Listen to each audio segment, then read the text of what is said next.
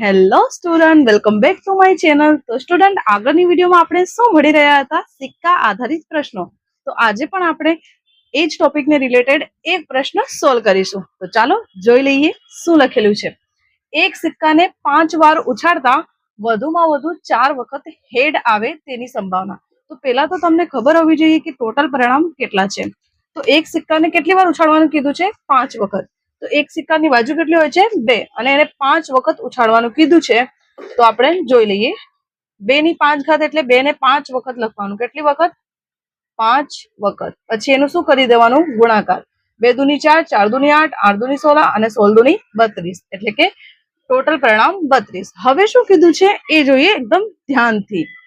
વધુમાં વધુ કીધું છે તો ઓપોઝિટ યાદ રાખવાનું કે વધુમાં વધુ કીધું હોય તો વધુમાં વધુ તો લેવાનું જ અને ઓછામાં ઓછું પણ લઈ લેવાનું. તો વધુમાં વધુ 4 વખત. તો પહેલા તો એક સિક્કાને 5 વાર ઉછાળતા, તો આ વાળી લાઈન જોવાની. ઓકે. અને વધુમાં વધુ 4 વખત, તો આ.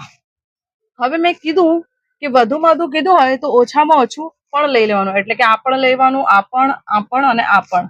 તો ટોટલ જોઈ લઈએ માંગેલા પરિણામો કેટલા આવશે.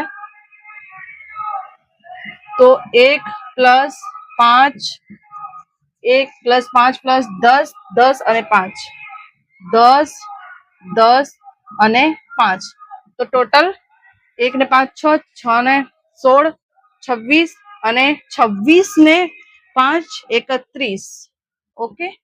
હવે આપણે લખી દેવાનું કે P of A = 31/માં ટોટલ પરિણામ 32. તો આ રહ્યું તમારું ફાઇનલ આન્સર.